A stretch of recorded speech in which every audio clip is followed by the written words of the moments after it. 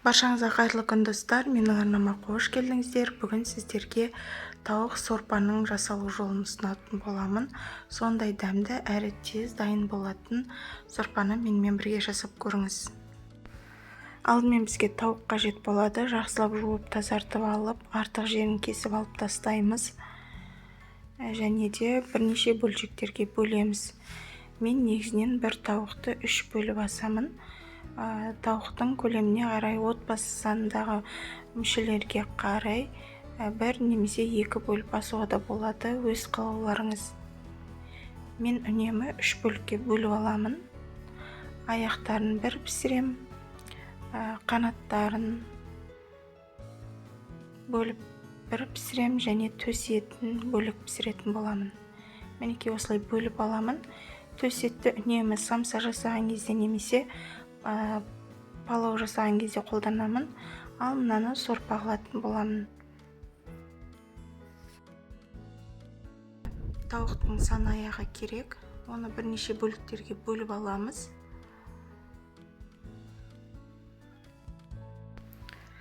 Қазанымызға салып пісіруге дайындаймыз.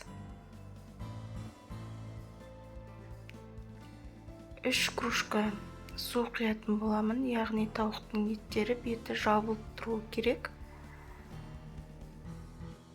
Газымызға қойып қайнағанын күтеміз.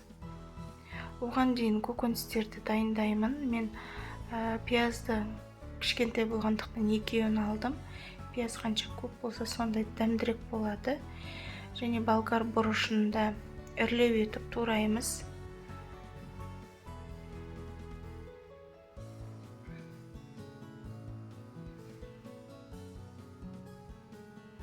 Картобымызды да қызанағымыздың барлығын үрлеу етіп турайтын боламыз. Яғни пісу барысында езіліп кетпеу керек.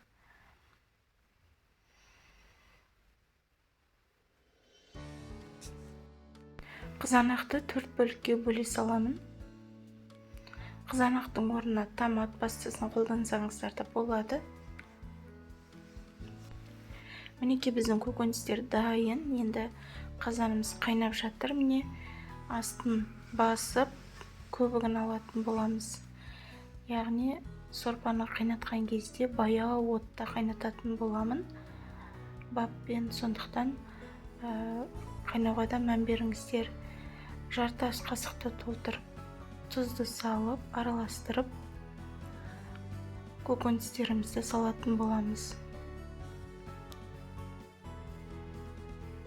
Барлығын бірден салып жіберемін. Мен үнемі бір араластырамын да, баяу отта 40 минут болғанша қайнатамыз. Яғни жай отта тұрып, баппен қайнайтын болады. Мінекей көріп тұрғандарыңыздай. Біздің сорпамыз дайын. Енді осылай ұсынсаңыздар да болады дастарханға, немесе мен секілді үйден кеспе кесіп қоятын болсаңыздар, сол кеспені салып ұсынсаңыздар өте дәмді болады. Мен бүгін осы кеспені пайдаланатын боламын.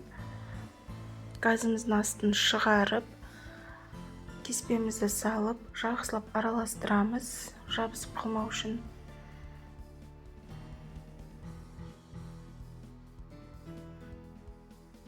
Қайнатамыз жақсылап. 5-7 минут көлемінде кеспеміз піседі. Менікі қолдығы болғаннан кейін осындай 5-7 минут аралығында пісетін болады. Егер дүкендікін алсаңыз, одан да тез пісуі мүмкін. Тамағымыз дайын. Енді ыдысымызға құйып ұсынсаңыздар болады. Сондай дәмді, әрі сіңімді, әрі пайдалы бұл сорпаны жасап көруге кеңес беремін. Укропымызды қосып дастарханға ұсынуға болады. Бұл сорпа өте пайдалы, әсіресе жаз мезгілінде сіңімді, тез дайын болады. Міндетті түрде жасап көруге кеңес беремін. Достар, егер менің видеом ұнаған болса, арнама тіркеліп, лайк басып, пікір қалдыруды ұмытпаңыздар. Сіздермен болған Замира. Келесі кездескенше сау болыңыздар.